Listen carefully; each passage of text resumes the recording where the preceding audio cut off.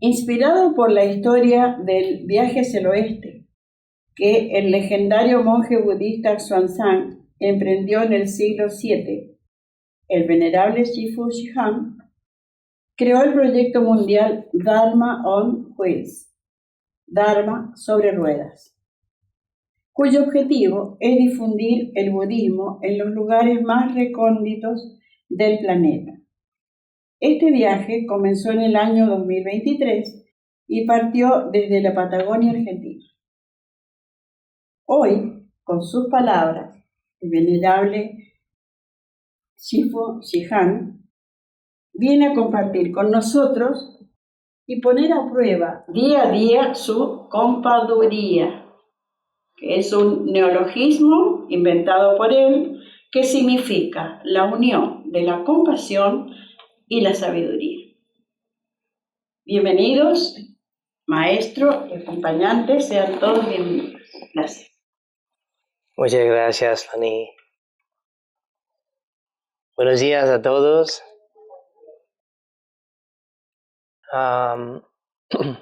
Esta sería la segundo viaje de Dharma on Wheel en Argentina. La primera fue 2023 en Puerto Madryn, gracias a Susana y Justo. Y ahí, después de ese viaje y también dando conferencia y meditación, vi ballenas aquí en Argentina y también pingüinos. Y Susana me dijo que tiene una gran amiga en San Rafael, en Mendoza, y me preguntó si me gustaría venir o ir a ese lugar. Bueno, aquí estoy. Llegué ayer. Es la primera vez en Mendoza para mí. El aire es increíble y hasta ahora toda la gente que me introducen son re estudiosas.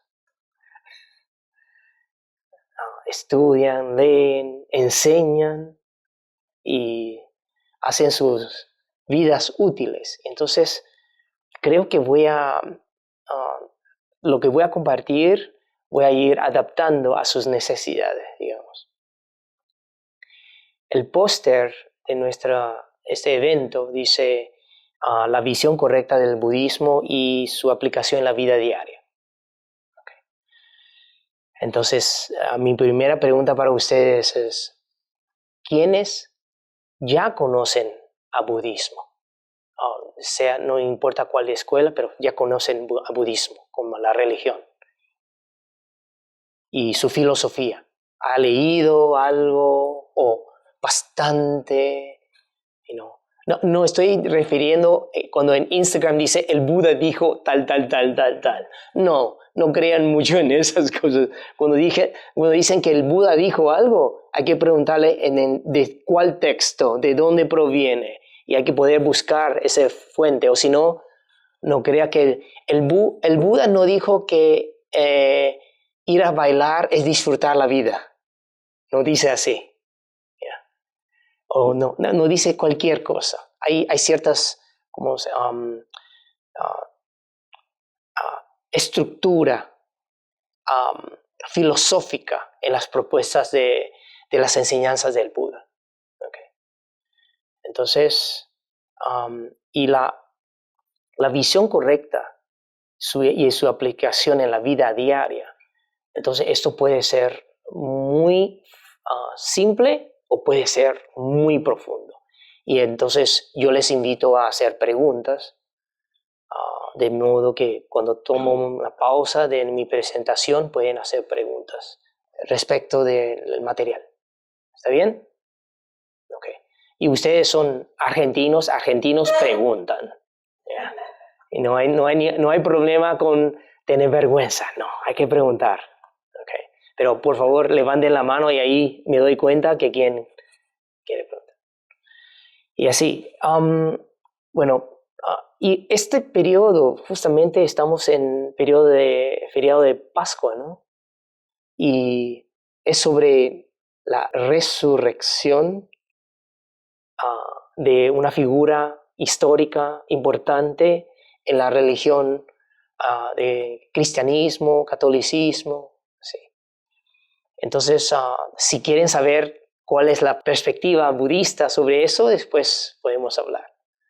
Pero vamos directamente a lo que ¿qué es budismo y cuál es la visión correcta que propone? Lo que budismo tiene en común con todas las mayores religiones del mundo son los cuatro preceptos fundamentales. Número 1, no matar. Y está refiriendo a matar a un humano.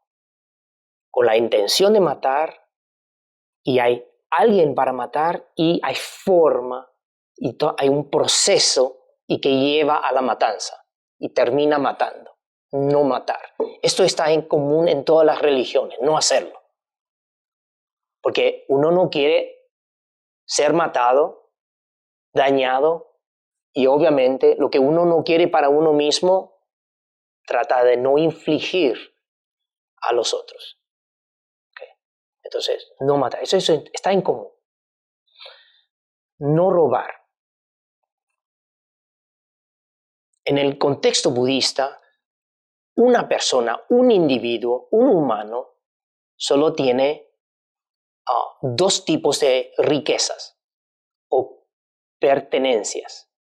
Una se llama riqueza o recurso externo, que son cosas, dinero, posesiones, todo esto externo, y lo interno, ¿cuál es? Interno es la vida. Entonces, no matar es no robarle, quitarle la vida del otro, la riqueza interna del otro. Y no robar es no quitar la riqueza externa de los otros. Si nadie te dio, uno no puede decir, no debe tener ningún dueño y lo lleva. Así. No tomar lo que no es dado. Yo creo que para ustedes, los intelectuales, estudiosos, eso es normal, ¿no? Tenemos que ser enseñados de no matar, no dañar, causar daño a la vida del otro, o no causar daño o a pérdida al otro como recursos. No, es natural. Pero ¿por qué a veces es tan difícil para algunas personas? Seguimos. Tercero, no ser infiel. ¿Qué significa? Uno tiene una pareja, novio, novia, esposo, esposa, y en el contexto budista nosotros aceptamos diferentes tipos de orientaciones sexuales. En el contexto budista somos seres, conciencias, y que le atrae algo. Y debido a esa atracción, entonces forma un vínculo. Entonces no es solo heterosexual o homosexual o cualquier otra cosa. Es decir, que depende de patrones de cada uno. Entonces, ser infiel significa fuera de ese compromiso con alguien. Y uno no tiene que casarse para mantener ese precepto de ser fiel. No, uno no tiene que estar casado, sino si uno está en una relación comprometida con alguien, dice, esto es exclusivo y ahí hay que cumplir con eso, porque a nadie le gusta ser engañado por el otro o otra. Okay. Entonces eso también, yo creo que es también algo en común en todas las religiones mayores que enseñan el bien. Por supuesto, la parte de orientación sexual es diferente. La perspectiva budista es muy abierta a eso. No mentir. No mentir significa no mentir para sacarle ventaja o dañar al otro con intención de dañar. Entonces, ustedes ya saben que es una mentira blanca, ¿no? o no es esa es la expresión. Mentira blanca es una expresión en Asia que significa que el paciente le pregunta al médico, y doctor, ¿cuánto tiempo tengo? Y el doctor probablemente 1 mes, 3 meses, y le dice, trata de disfrutar la vida. No pasa nada, está bien. Y después le dice a la familia, hay que apreciar todo el tiempo que tiene con esa persona. Que yo conozco médicos que hacen esto. Y hay médicos muy honestos. Máximo 3 meses. Ahí tengo una pregunta para usted. ¿Qué prefieren? ¿Saber la verdad o un poco de mentira blanca está bien? ¿Quiénes prefieren saber la verdad? La verdad, siempre. Si el médico decide, voy a dejarlo así, y no se siente indignado al saber que, no me dijo la verdad.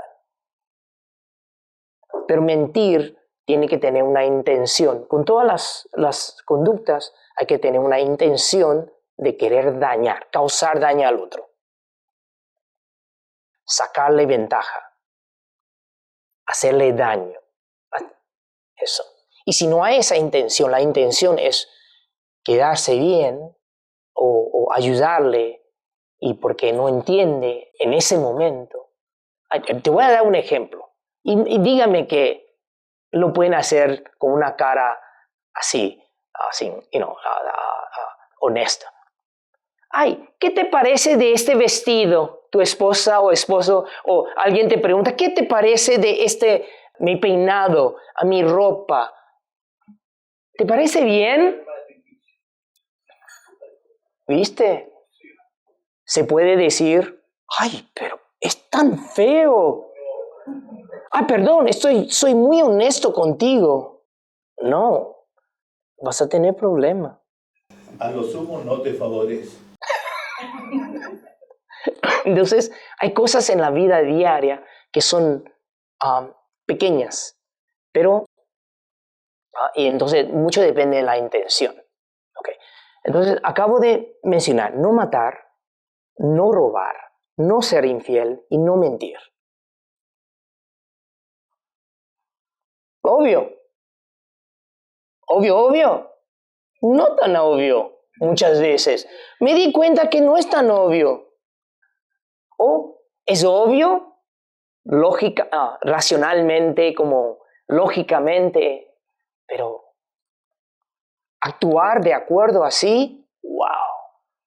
¿Cuántas personas me han hablado de los personas que quieren dañarle físicamente, violencia doméstica?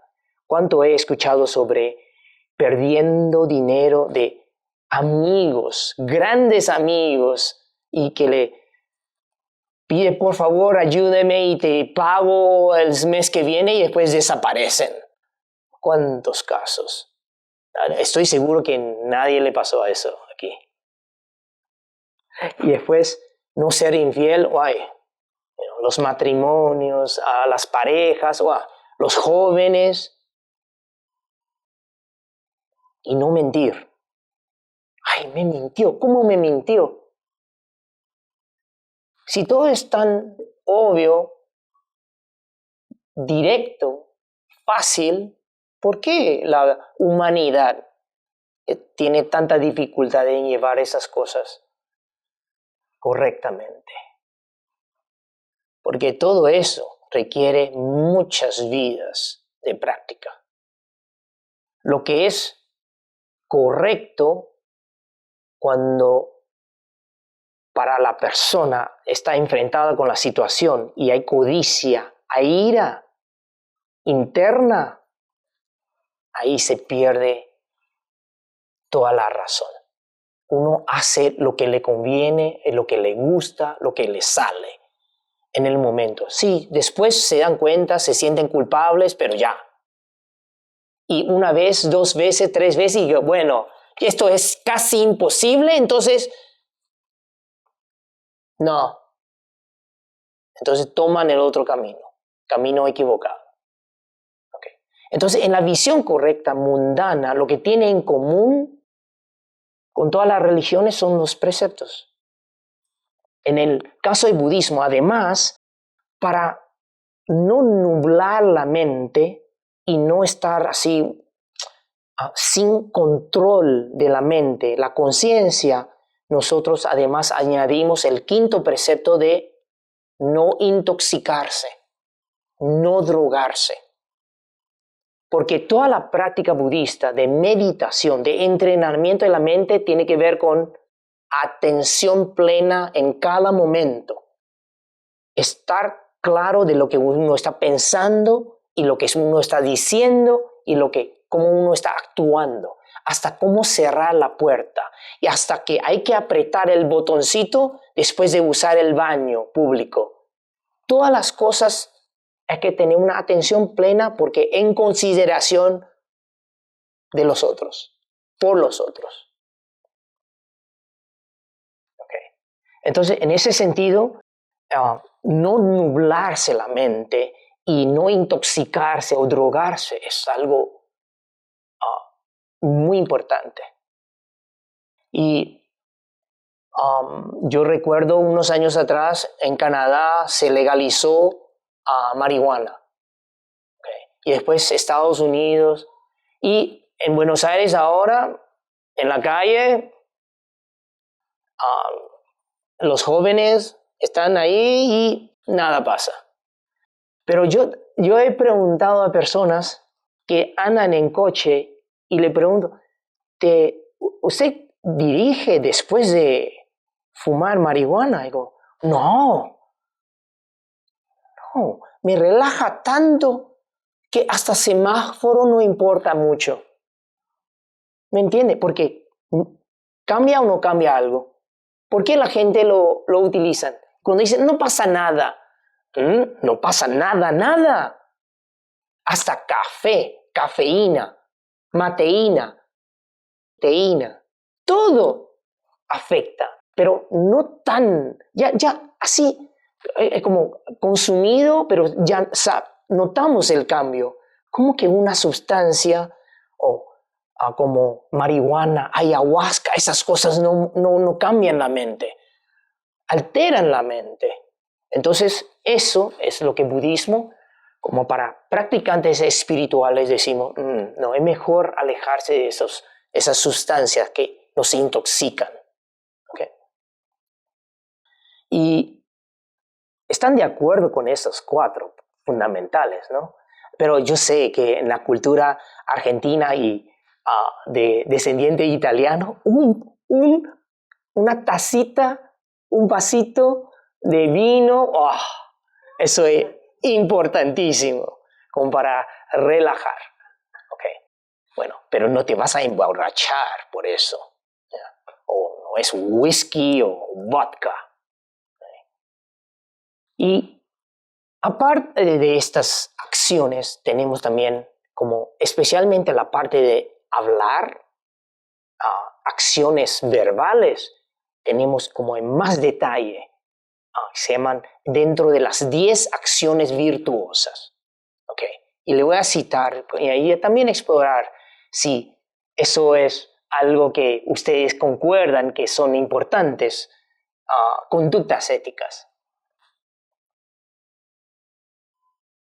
Evitar decir calumniar, evitar calumniar.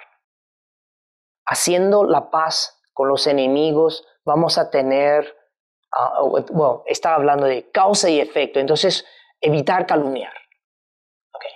Entonces, ¿qué es una calumnia? O en portugués sería fofocar, en español sería chismorrear, ¿ese es? O chismear, ambos, ¿no? Chismear. Hablar algo enfrente y después detrás, no le aguanto. Uno dice, ¿todo bien? No le aguanto. Detrás. Es como habla divisiva. Enfrente y atrás es diferente. O tratando de causar desarmonía entre personas. Alguien te dijo, ay, como esa persona, y después uno escucha y digo, va a la otra, pero ay, pero dijo esto de ti. Eso no está bien, ¿no? Pero la gente lo hace o no. ¿Por qué lo hacemos? ¿O por qué lo hacen? ¿Por qué? ¿Por qué la gente tiene esa tendencia de decir cosas que causan desarmonía, de chisme? ¿Por qué? ¿Por qué hay esa necesidad? ¿Cómo podemos tener paz si todos están haciendo eso? Porque realmente cuando no cuidamos de las palabras, eso es lo que sucede. ¿Qué vas a hablar con alguien cuando tu vida está todo tranquilo y la persona está tranquila? Hay que causar algún movimiento, ¿no? Algo. Causar problemas para que la vida sea más colorido. Pero es terrible lo que... Si a uno no le gusta eso, ¿por qué uno hace a otro? Porque me hacen, por eso tengo que hacerlo. O si no, me ganan.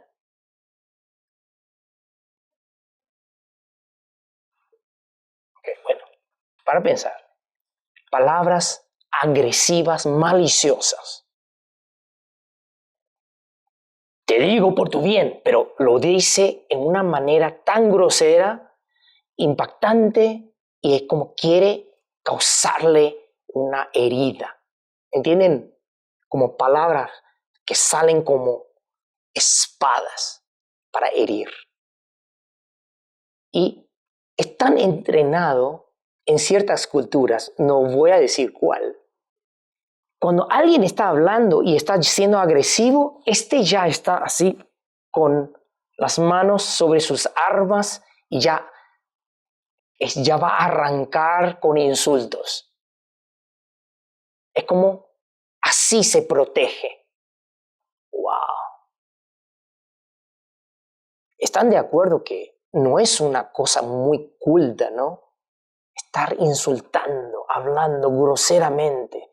Hay ciertas formas de comunicar y expresarse. Y mucha gente me dice, ay, pero yo hablo así. No tengo esa mala intención. No tiene mala intención. Habla groseramente y agresivamente y dice que no quiere dañar a nadie. ¿Qué está diciendo? No sabe lo que está diciendo. La mente, cuando no tiene control de las palabras, ¿qué es eso? Llamamos un niño, una niña, un infante. Cuando los niños todavía no tienen manejo de todas las palabras y hablan así cualquier cosa, ¡ay, qué cute! Pero adultos haciendo eso. Y diciendo a todos, yo soy así. Si me aman, me aceptan. Entonces, hay que aceptar escuchar palabras mal educadas porque te aman. ¿Qué es esto? Y por último, porque toma no mentir y que son una acción verbal y lo divide en 4 ítems. Y el último es no hablar inútilmente, banalmente. En ciertas culturas el silencio es terrible. El silencio no es permitido en una reunión. Es decir, cuando estás sentado con alguien tiene que hablar y seguir hablando de cualquier cosa. Y si hay cosas útiles para hablar, después de terminar cosas útiles, ¿qué pasan? Empiezan cosas inútiles, que no tienen nada que ver. No hay ningún desarrollo mental, espiritual, nada. Es nada más hablar por hablar. Porque en ciertas culturas, y mundialmente yo diría, la gente tiene miedo del silencio. Les hago una pregunta. ¿Ustedes tienen algún amigo, amiga, una persona, una amistad que puede sentar con esa persona así, enfrente, y cada uno leer su libro, su papel, o solo tomando té o café sin hablar? ¿Tiene ese tipo de amigo o no? Uno. Solo uno.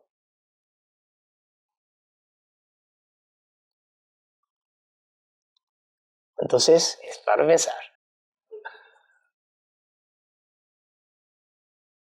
Entonces, esas cosas son comunes en todas las religiones. Y se nos enseñan no hacer esto, aquello. Sí. Entonces, vamos a lo que es diferente en budismo.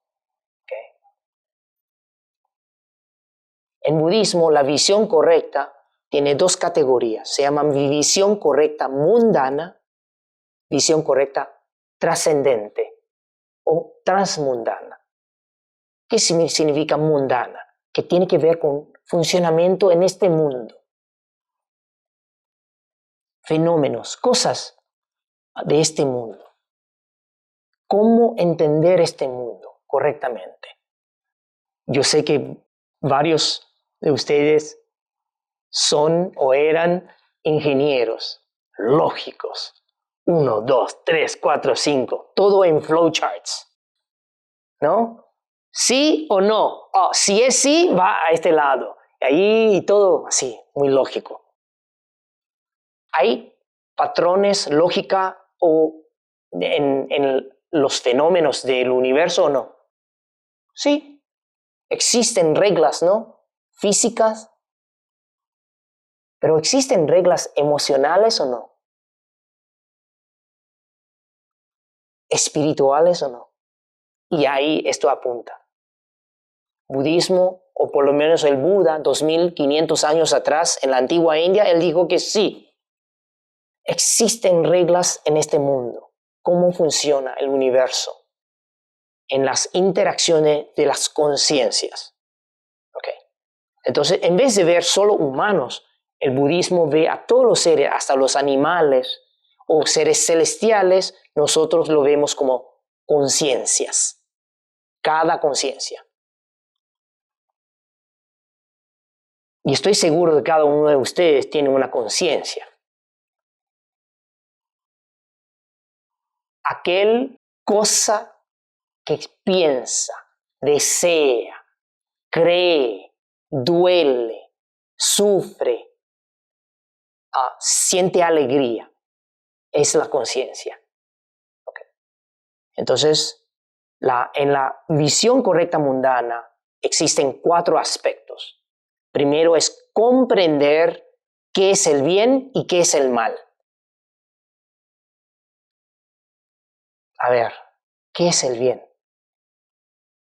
Muchas veces yo he escuchado personas dicen, el Buda dijo que todo todo depende, que no existe el bien y el mal, porque es muy subjetivo. O alguien dice, tal religión dice que esto es el bien y esto es el mal. Ok, les pregunto a ustedes, ¿creen en el bien y el mal o no? ¿Existe el bien? ¿Existe el mal?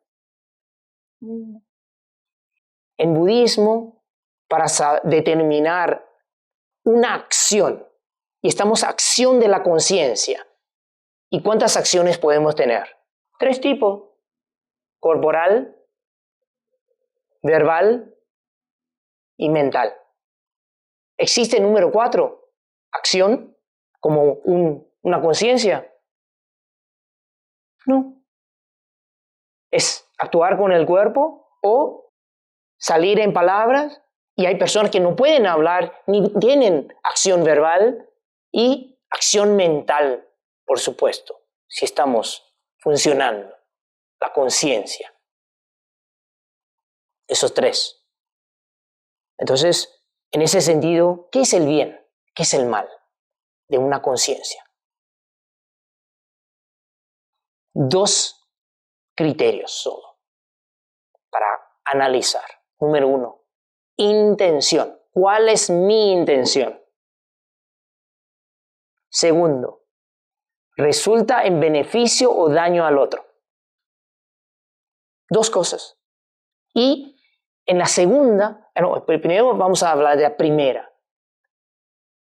Mi intención.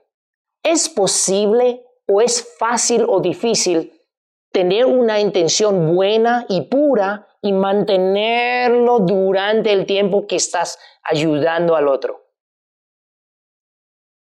¿Fácil o difícil? Les doy un ejemplo. En comedor. Y los voluntarios están ahí preparando comida con todo corazón y traen todo, donan las donaciones y ahí y después la gente hace la fila de la calle que uno quiere ayudar. Estoy utilizando ejemplo del comedor de Barrancas, Gomero. Entonces le das y esa persona ve, ¿qué es esto? ¡Ay! Huele mal. O, muchas gracias. Y entonces el que está donando, el donante ahí, tiene un proceso. Primero, todo con mucho amor, hasta de entregar la comida y ahí te dan esa cara. O, muchas gracias. Dan la vuelta y le dan ojo a los otros. Hoy, mal. Y como la persona con esa intención de ayudar, de alimentar a los otros, y ve eso, es fácil mantener la intención pura y de bien, de querer ayudar, que tengo ganas de como esa persona desagradecida, si yo no hice esto, ¿cómo pueden? Es decir, tiene esos aspectos, empiezan a tener en su mente esa cuestión de no valió la pena. Entonces, ¿intención cambió o no? Sí, ya cambió. Porque está todo dependiendo del retorno del otro, buscando retorno. Pero si a uno no está entrenado a entender que no es lo que el otro me retorna, es lo que yo tengo que hacer y puedo hacer, entonces es una acción bien que se mantiene bien en el proceso entero. Por eso, ¿es fácil de hacer el bien o no? No es difícil, no es fácil hacer el bien. Y hacer el bien como puro, total, es muy difícil, porque todos tenemos un poco de codicia, ira e ignorancia.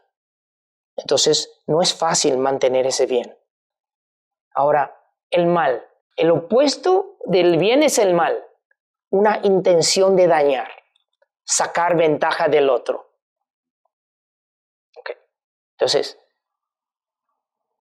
cuando uno ve algo y quiere hacer una trampa, un manejo escondido, entonces la intención ya es impura. Y ahí la primera condición de maldad empieza. Y cuando uno causa daño y ve, logró lo que quería hacer y ahí esa maldad ya está hecha. Okay. ¿Es posible la maldad cambiar su forma o no en el proceso? también es posible. Una persona hace daño y ve sufrimiento del otro y se siente mal. Ay, ¿qué hice yo? ¿Qué dije yo? Y ahí se arrepiente y también ese mal se corta, no continúa. Entonces imaginen nosotros día entero, la mente pensando, la boca hablando, el cuerpo actuando.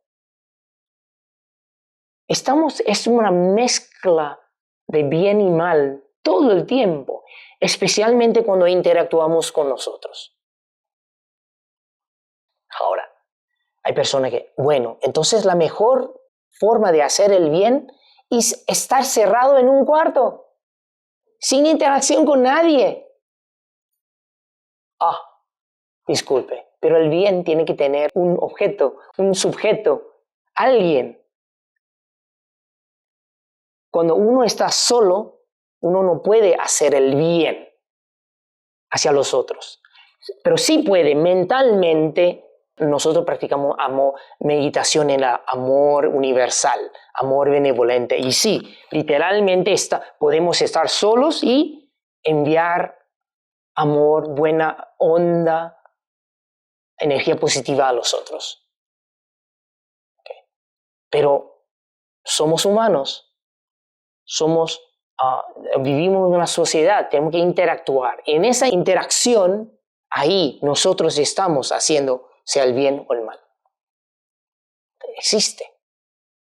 Cuando alguien dice que no existe el bien o el mal, y diciendo que es todo muy subjetivo, de acuerdo a lo que uno siente, es decir, no han puesto tiempo y esfuerzo para analizar el proceso mental en uno mismo.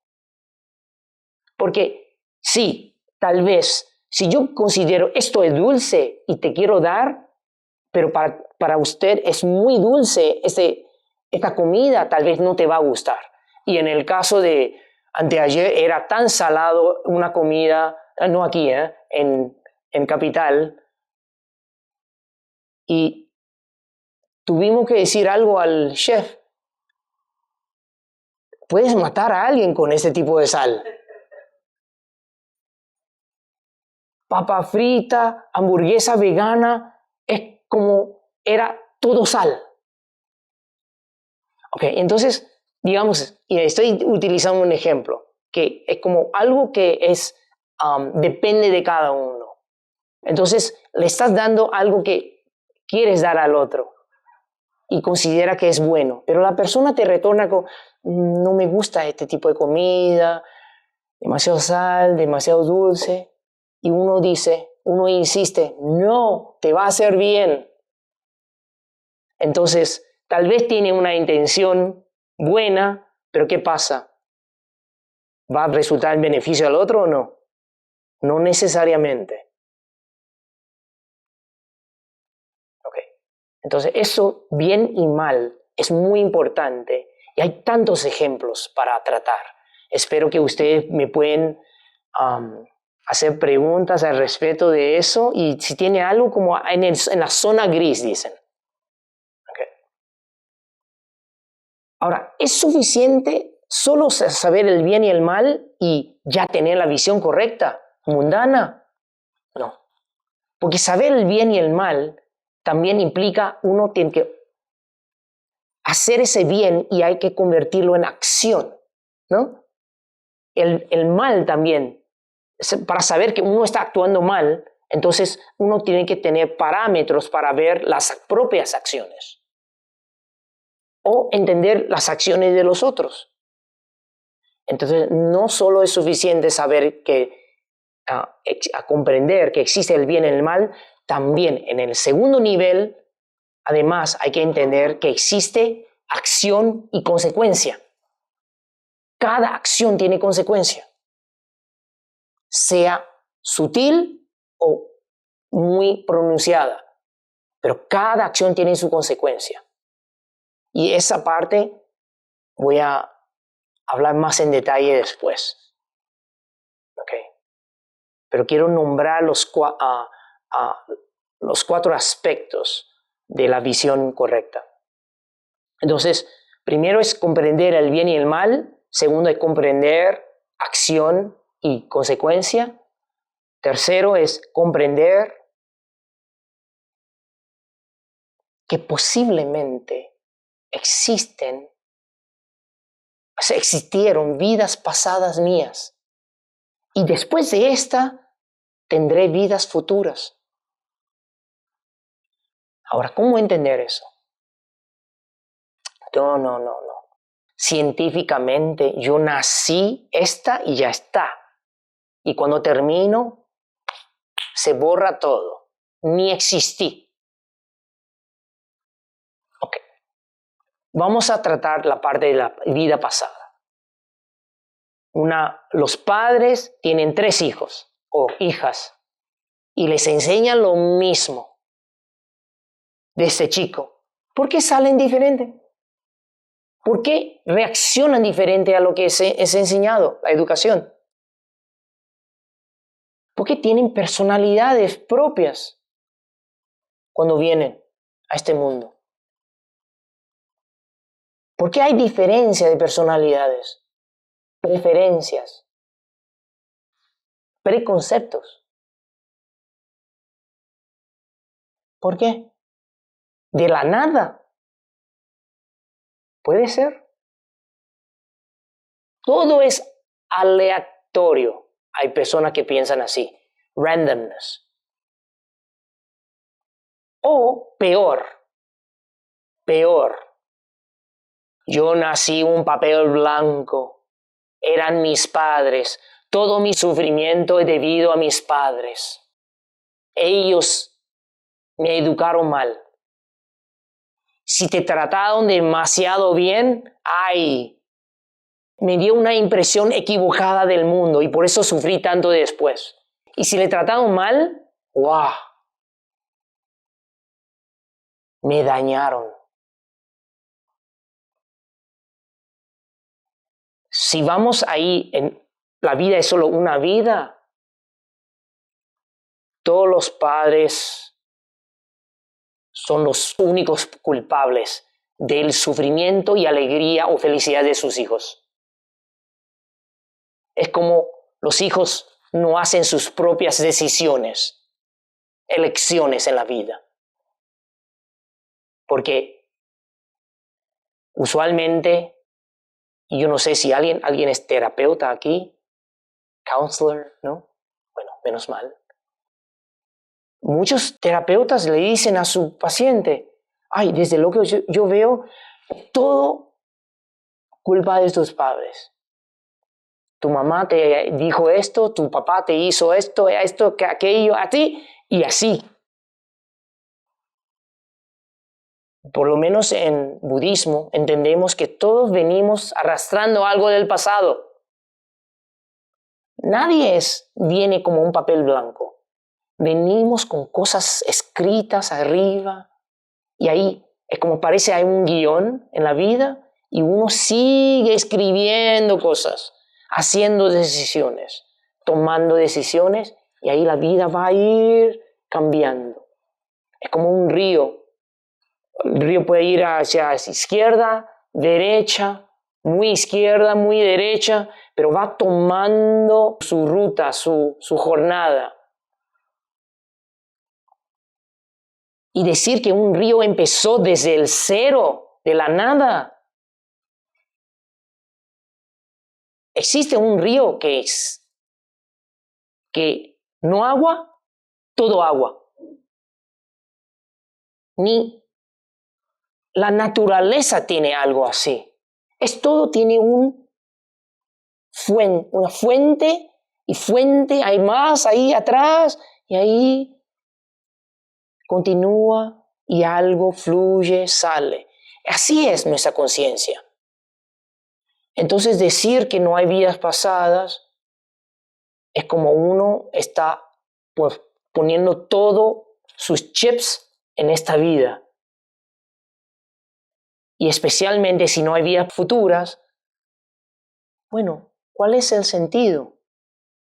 ¿Qué estamos haciendo? ¿Por qué las lecciones en mi vida se repiten? ¿Qué pasa? Eso no va a tener respuestas. Entonces hay que ir entendiendo, veo mis patrones de vida pasada. Y ahí fui preguntado, ¿cómo mejor entender esto? Como hay una analogía que funciona. Ok, ustedes conocen computadora, utilizan computadora y saben sobre el disco rígido, ¿no? ¿Qué es un disco rígido? Es cuando uno graba información en la computadora. Un disco rígido sin nada y uno empieza a grabar. ¿Se puede realmente eliminar o deletear archivo o no? Parece que sí. Pero ¿por qué siempre es recuperable? ¿Saben por qué? Porque el disco rígido tiene uno que se llama registro. El registro te da la locación de las informaciones del disco rígido. Cuando deleteamos, sacamos el registro. Pero cuando formateamos, es como le desorganizamos un poco para que nadie puede leerlo después. Pero con programas, con algoritmo, se puede reconstruir y recuperar los archivos. Es decir, nuestras vidas pasadas, vividas y no tenemos memoria de las vidas pasadas, pero dejó rastros o no en nuestra conciencia. Obviamente, donde el río pasa, lleva cosas. Un río lleva cosas. Cuando pasa a un lugar, lleva arena o cosas orgánicas, cualquier cosa donde viaje. La misma cosa con nuestra conciencia. Y por eso, imagine, una vida es un disco rígido. Lo llenas y ¡puf! Uno muere. Y en la segunda, uno no tiene registro, no sabe como memoria exacta de lo que hace, pero hay patrones como behavior patterns, comportamientos, patrones. Entonces, como escribir de nuevo, segunda vez, tercera vez, cuarta vida y muchas vidas después.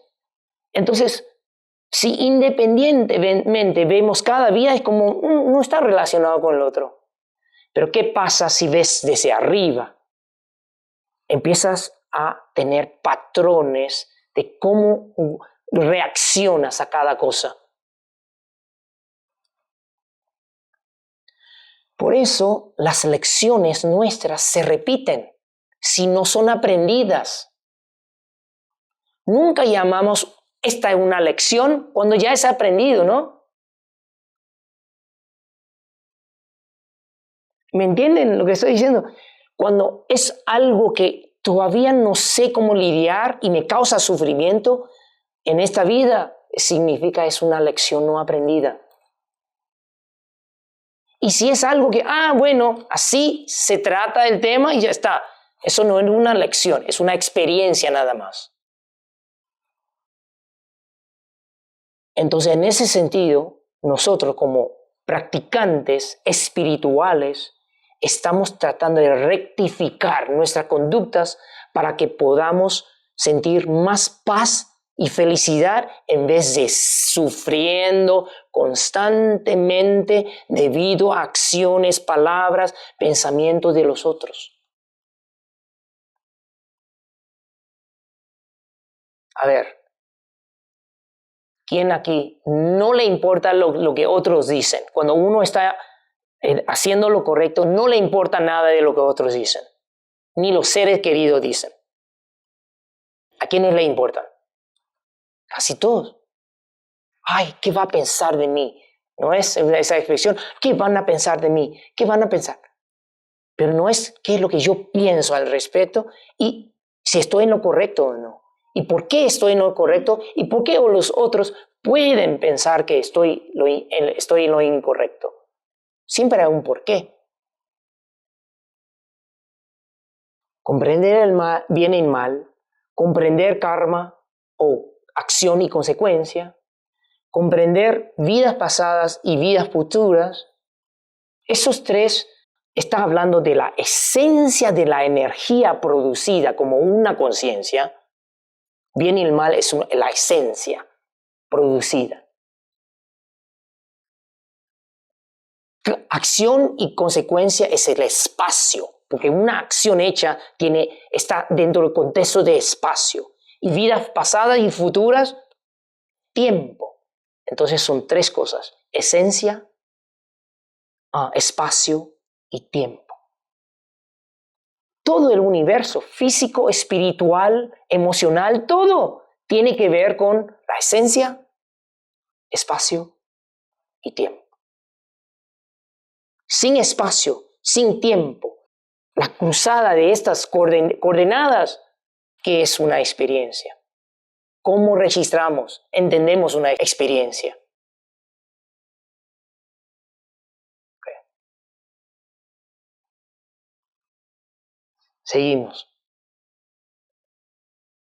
El cuarto es muy importante: comprender que existen humanos liberados y ordinarios o no liberados.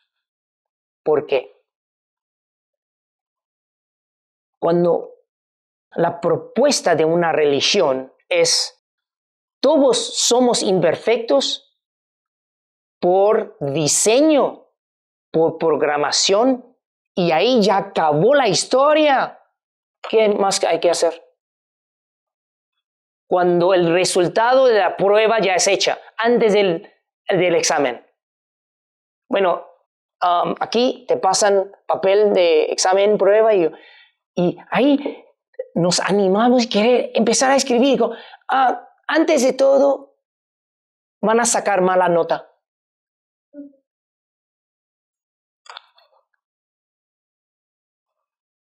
O nadie va a pasar esa prueba.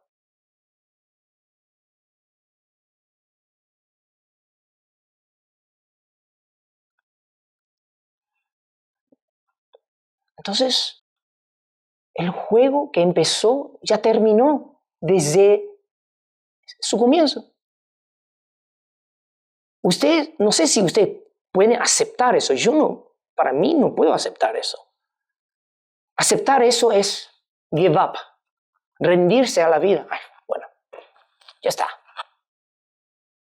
Si nací un pecador y así así terminó, bueno, tengo que buscar salvación de una manera sola, dependiendo de alguien, otro. Pero la propuesta que Buda dijo, no, sí, somos imperfectos, porque la existencia es debido a un deseo de existir, de venir a este mundo. Por eso tomamos forma. La conciencia va a ir buscando su manera de seguir existiendo, una vida tras otra. Pero lo que sucede es que si la conciencia no entiende las reglas del universo, entonces solo existe sufriendo, no iluminando, despertando. Por eso en el cuarto aspecto de la visión correcta es comprender que es posible liberarse de la codicia, ira e ignorancia. Esa posibilidad. Y el Buda dijo, bueno, yo soy humano y me desperté perfectamente a la perfecta iluminación. Y por eso el título Buda, en español se escribe B-U-D-A, pero en sánscrito es B-U-D-D-H-A. Buddha. Buddha, la raíz de esa palabra significa despertar. Buddha significa el despierto. Él dijo, yo desperté y vi todo. Entiendo ahora cómo funciona. Y ustedes también, como humanos. Humanos pueden. Tienen el mismo potencial que yo. Así dijo. Y una de las razones que me gustó a los 14, 15 años de edad de las religiones, y en mi caso me gustó el budismo, es porque me dio una salida. Es posible. Yo puedo trabajar hacia el despertar. Yo no tengo que rendirme a nada y decir, bueno, ya está. Soy imperfecto y pecador desde el principio y ya está. No. Esos 4 visiones correctas son re importantes para ir, como primero entender su contexto y después poder practicarlo, llevarlo a cabo. Cada acción antes de hacer es determinar su bien y mal. Y también reconocer que somos egoístas, tenemos egoísmo. Hacemos muchas cosas a partir de la perspectiva de ¿quién? Nosotros, de nuestro bienestar, ¿no? Pero solo manejarlo un poco más, en vez de totalmente ser narcisista, entender que egoísmo existe y uno se controla un poco y encuentra el camino medio entre beneficio propio y beneficio del otro. No tiene que ser yo gano, el otro pierde, totalmente. Puede ser yo gano más y el otro gana un poco menos, pero es todavía ganar. No es ganar y perder.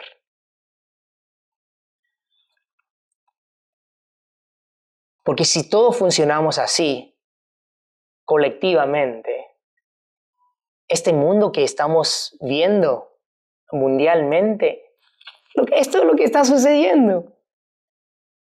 Alguien quiere ganar sí o sí.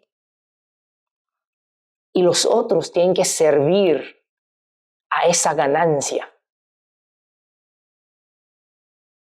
Y a nadie le gusta, pero como que hay alguien con puño más grande, entonces los más débiles están frustrados. Pero colectivamente hay una energía que facilita eso. ¿Qué le parece? ¿Existe el bien y el mal o no? Pero el bien y el mal no está determinado por religión. Ninguna religión, ni budismo, tiene, este es bien y este es mal. No, te da criterios. Intención. ¿Cuál es mi intención? Del que hace.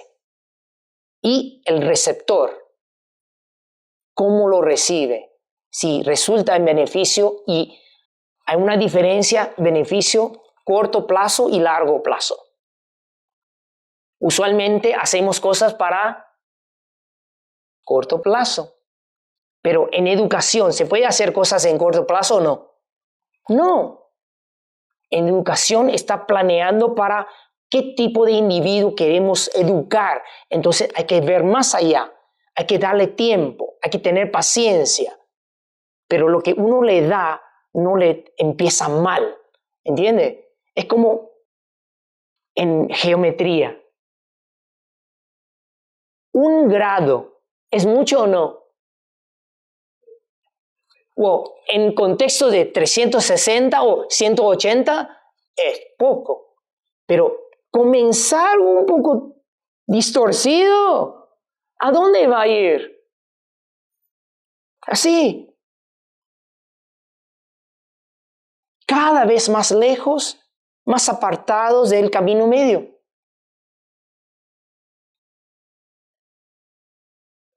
Bueno, ya hablé 1 hora. Y todavía no les hablé sobre karma y consecuencia. Le voy a dar un ejemplo sobre la intención. Es muy común que la gente me dice así. Y son recién practicantes y dicen, maestro, mi vida está todo bien. yo ya no me enojo. Salvo cuando me hablan. Cuando hacen cosas contrarias de lo que yo quiero hacer. Y yo digo, oye, pero no tienes enojo, pero todo lo que tiene, eso es parte del enojo, la ira. Es como, my way or the highway. Entonces, si uno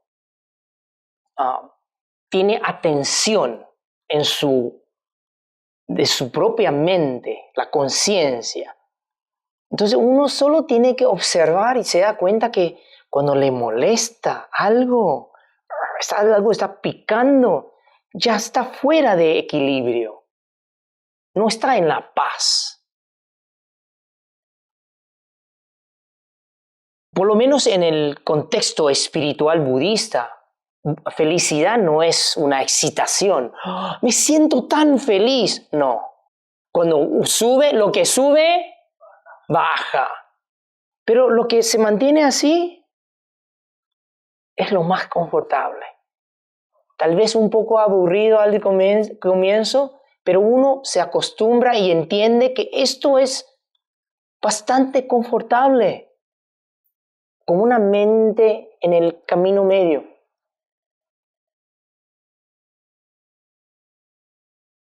La intención, entender que sí, tenemos codicia, tenemos ira y tenemos ignorancia, mucha ignorancia.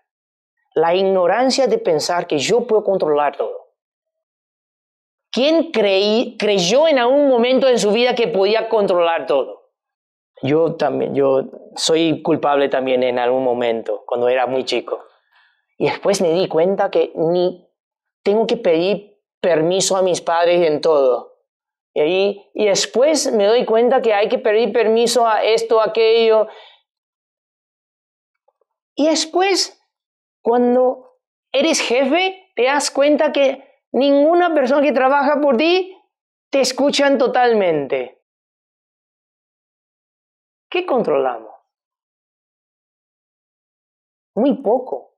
Si bien podemos tratar de controlar, ¿sabe cuál es? Nuestra mente, nuestra intención, nuestras acciones. Si hablamos de técnicas de desarrollar la buena intención, es empatía, compasión, regocijo. ¿Cuántas veces entre colegas? Me llegó mi promoción.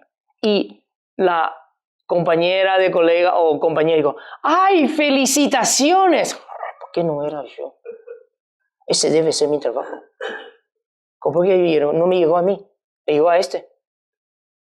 Ustedes saben cuando alguien te dice algo como, ¡ay, felicitaciones! Pero es como la piel sonríe, pero adentro es otra cosa.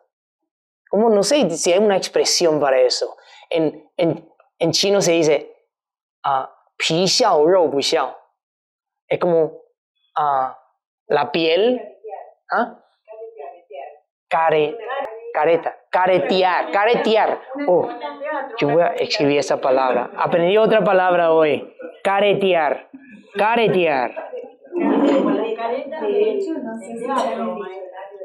Sí, hay que ver No creo que esté esa palabra.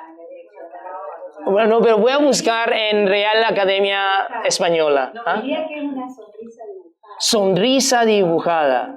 Sonrisa dibujada.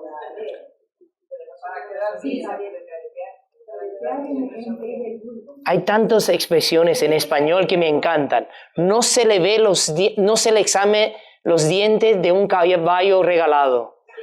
Me encanta eso.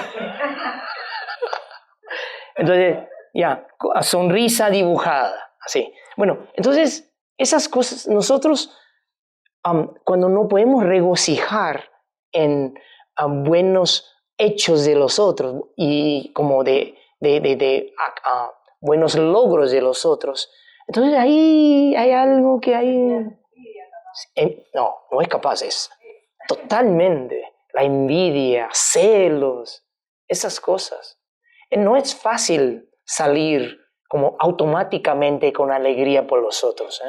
Hay que entrenarlo. Y si te viene fácil, felicitaciones, muchas vidas de práctica en eso. Cuando tu ayuda está creando sin querer una dependencia del otro, ya cambió de su forma, ya no es una ayuda, estás creando una dependencia. Okay, y entonces ahí, ¿cuál es la diferencia de dar una ayuda o crear una dependencia? ¿Cuál es la diferencia? Porque cuando uno está necesitando ayuda, cuando hay una persona que le ayuda, en el momento, sí, hay una dependencia momentánea. Pero cuando esa ayuda momentánea me ayuda. Puedo depender de esa persona. Puedo agarrar a esa persona y me va a resolver todo. ¿Ya? Tal vez no lo piensan como abusar, ¿eh? Porque le viene tan fácil pedir y la persona tan fácil dar. Y entonces la persona que está ayudando, cuando captan que ya no es una ayuda, se está convirtiendo en dependencia del otro en ti, entonces hay que alejar, tomar esa distancia y hacerles entender. Quiero que seas fuerte, no quiero que seas débil debido a mí. Ustedes saben, esa es la historia universal de cómo los padres deben educar a los hijos. Todas las lecciones en la vida son kármicas. Siempre atraemos cosas o asuntos que no tenemos resuelto. ¿Te das cuenta que cuando otra persona no tiene la misma experiencia es porque dicen no? Ya aprendieron a decir no. En vez de siempre sí. Entonces eso es posible como a través de entendimiento, comprensión y después en acciones. Y le quiero decir, no es fácil. Yo entiendo que no es fácil. Por eso es una lección que trae mucho sufrimiento en el proceso. Pero sepa una cosa muy importante. Si uno no lo aprende ahora, va a ser más difícil con tiempo y si en esta vida no se aprende, se arrastra todas las lecciones hasta la próxima. Entonces, en ese sentido, vamos a tomar como importancia de cómo entender.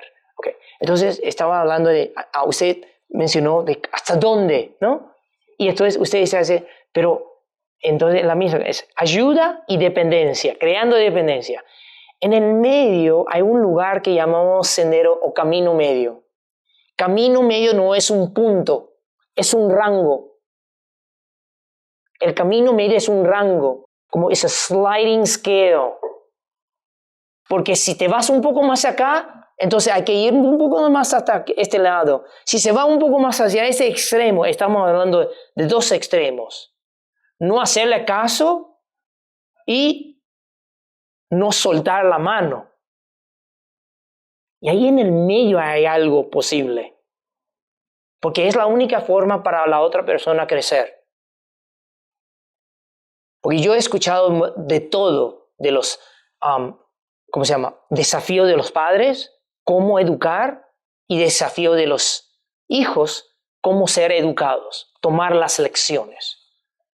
Y muchas veces lo que veo mal es, se cree que educar una persona, una conciencia, es una forma de educación.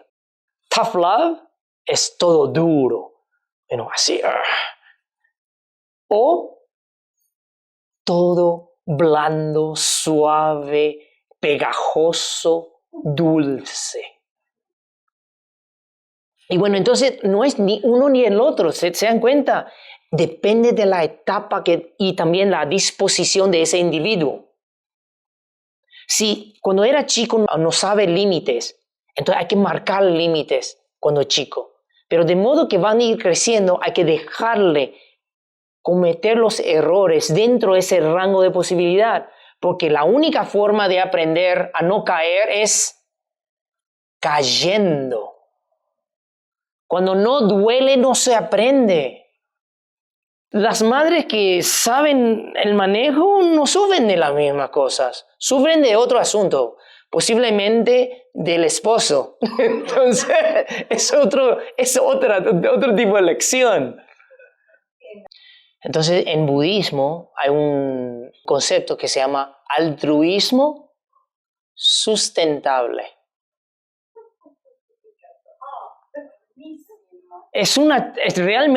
Nosotros damos capacitaciones de altruismo sustentable. Y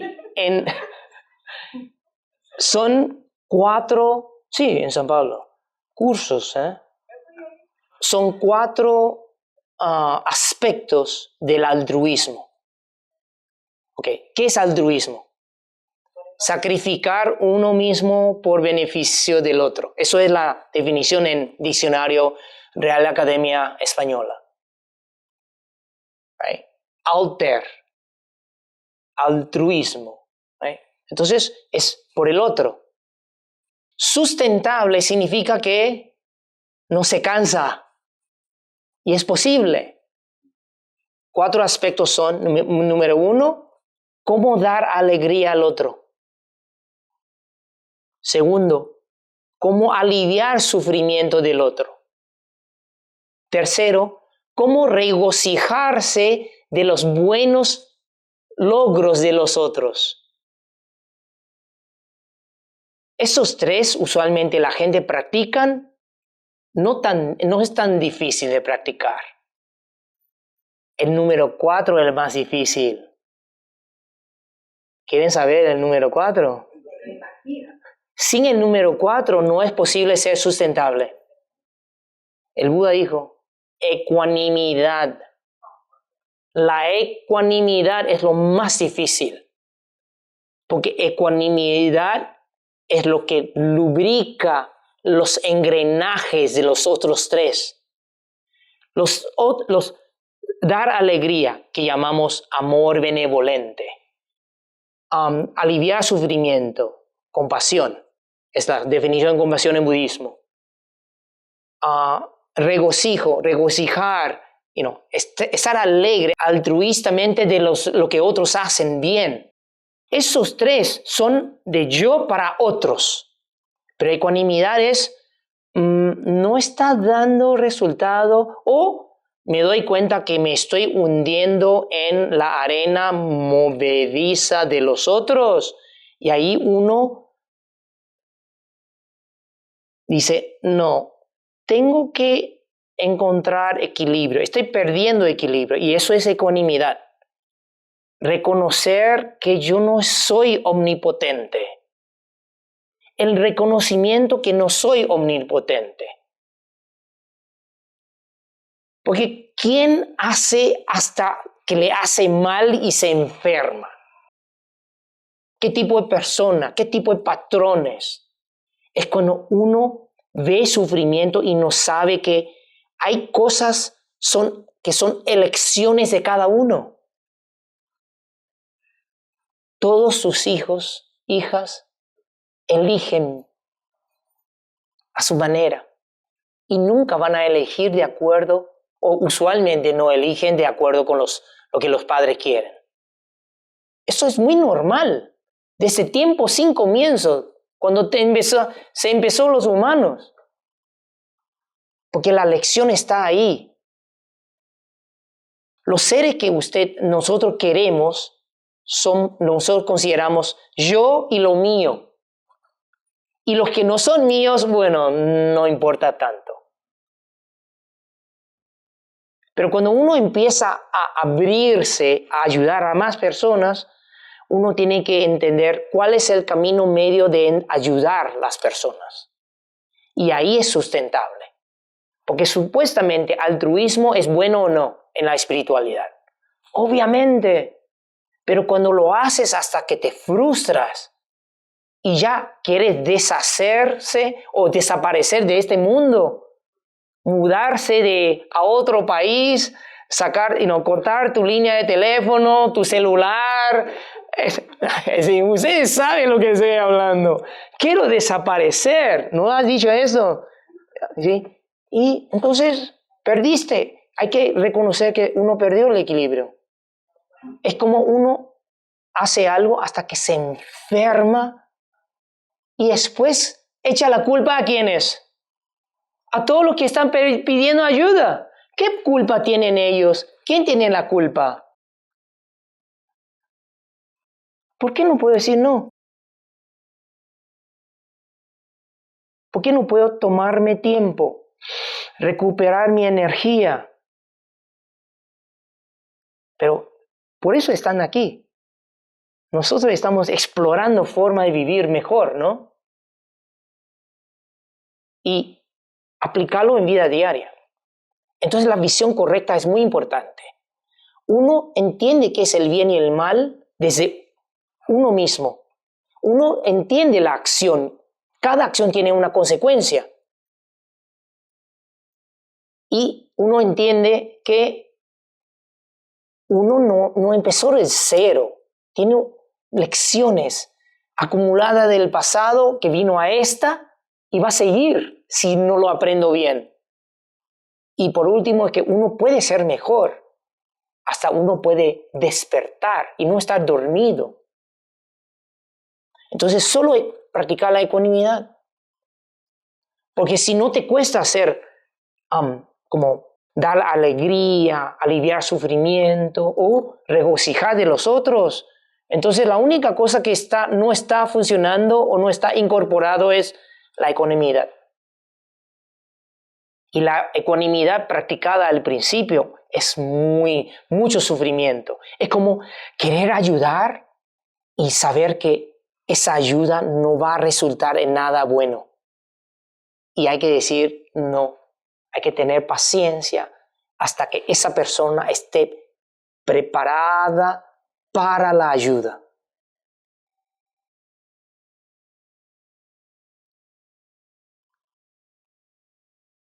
Es posible, ¿eh? Es posible. Por ejemplo, ustedes saben, aquí en Argentina es buenísimo que todos tienen terapeuta, alguien para hablar profesional, y todos los terapeutas tienen su propio terapeuta. Y yo cuando fui a la facultad de psicología en la USAL, me preguntaron, ¿y quién es mi psicólogo o terapeuta? Digo, Dharma. Lo que yo aprendo del Buda, las técnicas, las herramientas. Eso ya, yo no estoy cargando negatividad. Cuando yo escucho negatividad, estoy tratando de entender sin juzgar. Y, a ver, ¿cuál es el punto ciego de esa persona? Y ahí voy a resolver su problema al decirlo. No. ¿Quién tiene que hacer cargo de eso? La persona. Entonces, cuando ayudamos a los otros, pensando, es como hoy también. Mira, yo hablé bastante sobre el Dharma. Y estoy muy agradecido que ustedes me dieron la oportunidad de hablar sobre esto. No tienen que escucharme, pero están escuchando. Pero yo también tengo que practicar la ecuanimidad después de terminar la charla, que es más o menos ahora. Y decir que, bueno, cada uno tiene que pensar más y estoy abierto a más comentarios que tengan. Pero, ¿entienden? Porque yo no puedo decir, ay, así, yo les hice entender y ya está, su vida todo así de aquí para despertar. No. Hay pensamientos aleatorios así saliendo, preocupaciones. Entonces, ¿qué hacer? Hay que entrenar la mente a fijar en el objeto que uno decide. Ok, preste atención a la respiración. Ok, en la respiración. Prestamos atención al cuerpo. Prestamos atención a un mantra, un sonido. Hay que entrenar la mente a hacer eso. Y entonces uno le da un objeto, se llama objeto de atención a la mente, objeto de foco a la mente. Y la mente, bueno, y se va. Y por eso se llama la mente de mono. Tenemos cada uno un mente de mono, a monkey mind. Entonces hay que arreglar con el mono. No, bueno, vamos, basta, es demasiado. Todo el tiempo saltando. Vamos. Y vuelva. El mono, vuelva. Y eventualmente el mono es tuyo. No es mío y ni mi mono tuyo. Entonces, si insiste, es una técnica. ¿A quiénes entrenan artes marciales aquí? Gimnasio, a baile. Cualquier cosa que tiene que entrenar, ¿qué hay que hacer? Repetición. ¿Y sabe cuántas veces uno tiene que hacer esto como para artes marciales? 10,000 veces para hacerlo sin pensar. Porque tiene que ser una memoria del músculo. Entonces, ¿cómo se entrena la mente? Con la mente. Porque hay que tener una memoria mental de qué estado quiero estar. Entonces, cuando la mente sale de su estado, se da cuenta que no me gusta ese estado. Vuelva al calma, vuelva a la paz. Ahora la mente no entrenada está acostumbrada a ¿qué? Caos. Caos. El mono está siempre buscando caos. Cuando no hay caos, busca caos. Y ya es tiempo de decir, basta. No quiero ser el mono. Quiero entrenar al mono. Y esta tarde vamos a entrenar al mono. ¿Está bien? Emociones es parte de la mente. Emociones son productos de la mente. Es decir, cuando alguien en biología o en medicina dice, cuando uno está enojado, entonces hormona, esto, aquello, el cerebro, esto. ¿Están hablando de la emoción? No. Están hablando de lo que la emoción produce en resultado en el cuerpo. Están hablando no de la causa, están hablando del efecto. ¿Me entienden? Es decir, es el pensamiento primero y después la emoción y el cuerpo reaccionan respecto a ese pensamiento. Y el pensamiento no está aquí ni aquí, es todo. Nuestra mente está relacionada con el cuerpo entero, no solo el cerebro. Entonces, cuando uno siente algo, ya, y lo nota, usualmente es muy tarde. Como se tardó mucho ya de ser descubierto. El entrenamiento es saber cuando ya estás con un poco de disconfort. Así es, nada más eso. Y ahí ya, salió el ladrón.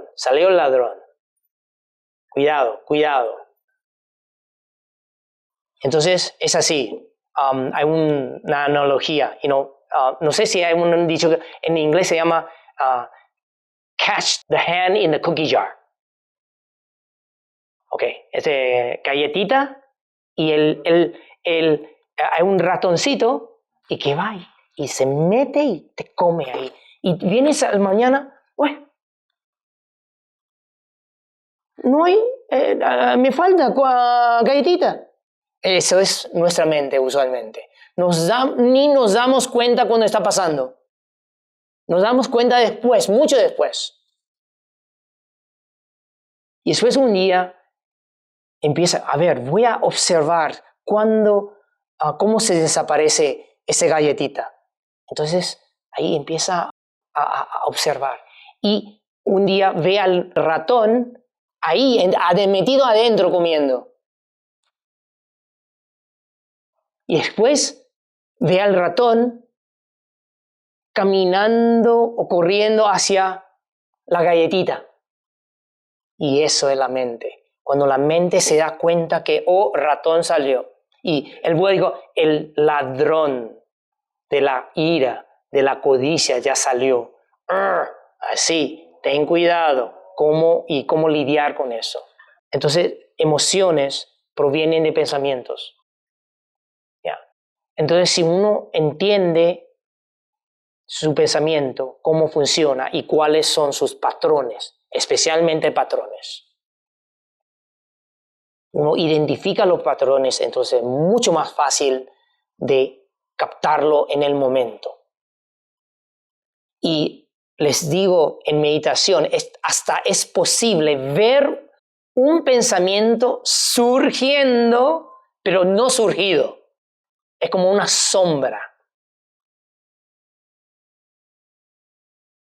Bueno, y el Buda tuvo una analogía sobre ese respeto, con caballo. El Buda dijo, un caballo bueno es cuando el dueño o la persona, el domador, el caballo ve sombra de, whip, látigo, y ya empieza a correr. Ve sombra porque no quiere que le caiga sobre su cuerpo. Ve sombra y ya empieza a correr. Y un caballo no tan inteligente, un poco bajo, entonces hay que ver el látigo. Y otro caballo hay que tocar su cuerpo. El látigo tiene que tocar su cuerpo para que corra. Y hay ese tipo de caballo que hay que usar spoke, y pincharlo para que corra. Entonces el Buda preguntó, ¿qué tipo de caballo quieren ser? Yo prefiero ver la sombra y arranco. Entonces, en la misma manera, nuestra mente tiene que siempre estar atento en el sentido que nosotros estamos atentos a nuestra situación, a nuestro estado mental. Y eso todo es posible con entrenamiento. Y no hay excusas. Yo ya tengo edad. No. ¿Cuándo es mejor? Maestro, qué bueno la meditación. ¿Cuándo es mejor? ¿Qué edad mejor meditar? Cuando uno puede. Cuando uno se da cuenta. Cuando uno quiere. Porque la realidad es mucha gente no está interesado en entrenar la mente. Es mucho trabajo. Si es mucho trabajo entrenar a los chicos, tu mente, tu mono, el mono de la mente es terrible. Pero hay que hacerlo, porque todos queremos felicidad y entonces hay que hacer eso. Bueno, muchas gracias y ya son. Ya, gracias a ustedes. Sí.